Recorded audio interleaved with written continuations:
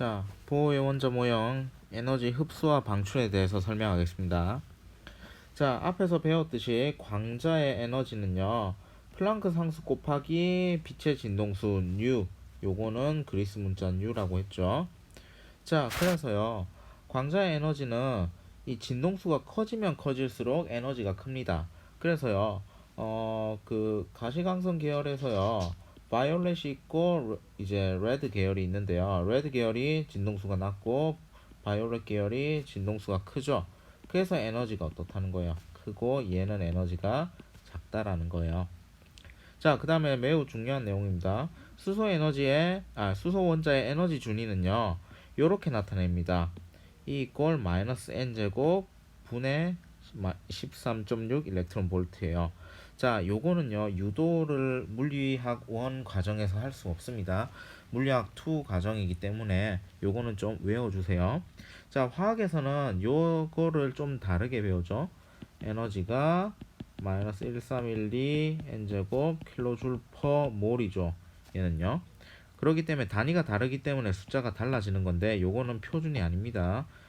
뭐 표준이 아니다라기보다는 몰 단위로 다루기 때문에요. 자, 근데 물리에서는요, 요거를요, 전자 한 마리 한 마리를 다루기 때문에 일렉트론 볼트 단위를 씁니다. 얘는요, 에너지 단위인데 1.6 곱하기 10의 마이너스 19승 줄이라고 생각하시면 되고요. 이렇게 쓰는 이유는 전자에게 줄이라는 단위는 엄청 큰 단위거든요. 그래서 전자볼트, 일렉트론 볼트를 쓰는 거예요. 자, 그 다음에요. 앞에서 이제 보호 원자 모형의 가정은요, 이렇습니다. 자, 1번 궤도에 돌고 있던 전자가요, 2번 궤도로 올라가려면요, 자, 에너지 준위를 계산해 봐야 되겠죠. 자, 뭐 여기에 나와 있는데 값이, 자, 보세요. 수소 원자 모형의 에너지 준위는 마이너스 13.6 오버 n제곱 일렉트론 볼트죠. 그 말은 n이 1일 때 마이너스 13.6 일렉트론 볼트라는 거죠. 자, 그 말은요, 자, 얘가요, 1번 궤도에 있을 때 에너지는요, 마이너스 13.6 일렉트론 볼트, 2번 궤도에 있을 때는 마이너스 3.4 일렉트론 볼트예요. 자, 그러면요, 1번 궤도에 있을 때 에너지가 크나요? 2번 궤도에 있을 때 에너지가 크나요? 당연히 2번 궤도에 있을 때 에너지가 큽니다. 자, 이거는 절대값이 낮죠. 이제 절대값으로 보면은 큰데요. 요거는요, 이렇습니다. 주양자수 n은요, 그 전자의 에너지 준위를 결정하는데요. 자, 이렇게 생각해 볼게요. 리미트 n이 무한대로 갈 때 에너지 준위는 리미트 n이 무한대로 갈 때 마이너스 13.6 n제곱 일렉트론 볼트 이렇게 되죠. 그러면은 뭘로? 0으로 수렴하죠. 그 말은요, 0이 되면요, 마이너스가 안 붙어요. 마이너스가 안 붙는다는 말은 속박 상태가 아니라는 거예요. 자, 그러면요, 마이너스가 붙었으니까 얘네들은 전부 다 속박 상태죠. 그러면 얘는요, 속박이 많이 됐고 얘는 속박이 조금 덜 됐다는 거죠. 그래서 1번 궤도보다 2번 궤도로 올라갈 때요, 에너지가 이제 에너지 준위가 더 높다라는 거예요. 자, 그러면요, 이렇게도 생각해 봅시다. 자, 1번 궤도에 전자가 있고 2번 궤도에 이렇게 전자가 있는데요, 원자핵은 플러스 전자, 플러스 전하, 그 다음에 전자는 마이너스 전하를 띠기 때문에 얘네들은요, 전기적인 인력이 작용합니다. 그렇기 때문에요, 원자핵이랑 이제 전자랑요, 1번 궤도에 있을 때는 가깝죠. 그럼 전기력이 크게 작용하죠. 근데 2번 궤도는요, 거리가 커지니까 힘이 조금 작아지겠죠. 그러려면요, 이 힘을 극복해야 되기 때문에 2번 궤도로 전자를 올리기 위해서는요, 내가 에너지를 가해줘야 된다는 거예요.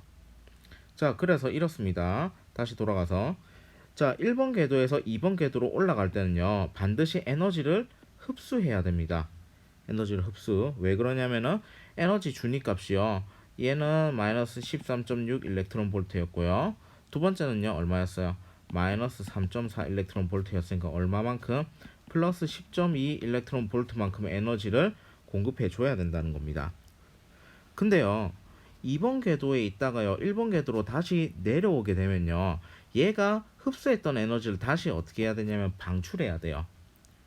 자, 모든 전자는요, 에너지 준위가 낮은 상태로 가려고 합니다. 왜 그러냐면요, 에너지 준위가 낮은 상태는 에너지가 가장 작은 상태죠.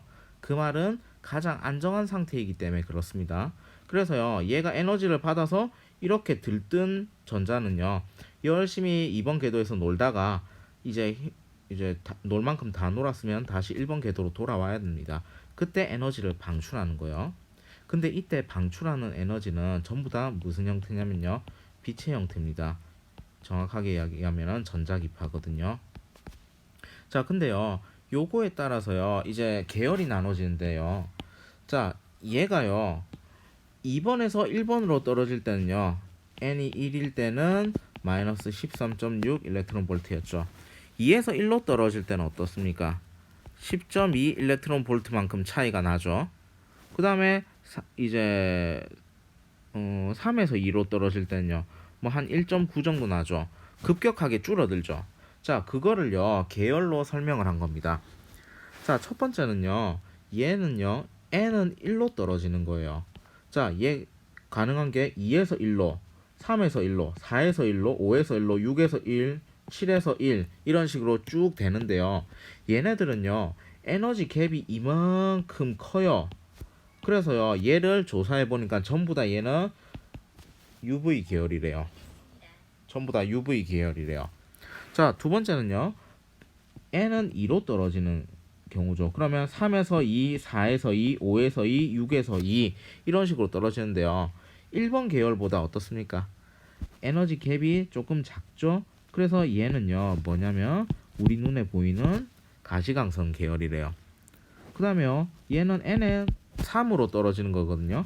4에서 3, 5에서 3, 6에서 3 이렇게 되는데 에너지가 엄청 작아 보이죠. 그래서 얘는요, 빨간색보다 더 작은 에너지를 가지는 적외선 계열이에요.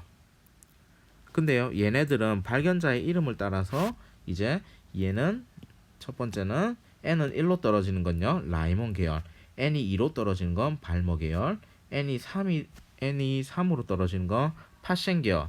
그럼 n이 4는 브라켓. 그 다음에 n이 5인 거는 푼트. 여러분들 아는 푼트의 규칙 그 푼트예요. 자, 이런 식으로 떨어지게 됩니다. 자, 그 다음에 몇 가지 용어를 좀 정리하고 가봅시다. 자, 바닥 상태라는 건요, 주양자 수가 1인 궤도에 있는 상태라서요, 가장 안정한 상태예요. 그 다음에요, 들뜬 상태는 n이 1을 벗어난 녀석이 되겠죠. 주양자 수가 2, 3, 4, 즉 1 이상의 궤도에 있는 전자는요, 외부에서 에너지를 받습니다. 근데 그 에너지를 받는 게 무슨 형태? 빛의 형태입니다. 자, 그 다음에 전위는요, 영어로 하면 shift예요. 자, 전자가 에너지를 얻거나 잃으면은 다른 궤도로 이제 움직이는데, 에너지를 받으면요, 1번 궤도에 있던 전자가 2번으로 갈 수도 있고, 뭐 4번으로 갈 수도 있고, 그리고 5번 궤도에 있던 애가 이제 더 이상 놀 만큼 놀았고, 이제 에너지를 방출해서 1번으로 갈 수 있어요. 자, 근데 중요한 건요, 요겁니다. 자, 1번 궤도에 있던 요런 전자들이요, 1번 궤도에 있는 요 전자가요, 2번으로 이렇게 올라가는데 얼마의 에너지가 필요하냐면요, 10.2 일렉트론 볼트만큼의 에너지가 필요할 거예요. 자, 근데 이 빛을 조사해 봤더니 전부 다 UV 계열이었대요. 자, 근데요, 그러면은 만약에 10.1 일렉트론 볼트만큼의 빛이 공급이 되었어요. 만약에. 그러면 전자는 어떻게 반응할까요? 절대 반응하지 않습니다. 왜? 자기가 선호하는 빛이 아니기 때문에 그냥 얘는 흘려보내요. 반드시 10.2 일렉트론 볼트의 빛만 먹지 10.3, 10.4 이런 애들은 절대 먹지 않습니다. 이런 것들이 양자화되어 있다라는 것들의 예시입니다. 그래서요, 반드시 지금 보시면은 2에서 3으로 올라가려면은 뭐 1.9 정도, 3에서 4로 올라가려면 요 에너지 갭 차이만큼의 에너지를 반드시 먹어야 됩니다. 그 이외의 다른 빛들은요, 얘가 수소 원자가요, 반응하지 않습니다. 그렇기 때문에요, 스펙트럼을 보면은 띄엄 이런 식으로 나오는 선 스펙트럼이 나오는 겁니다.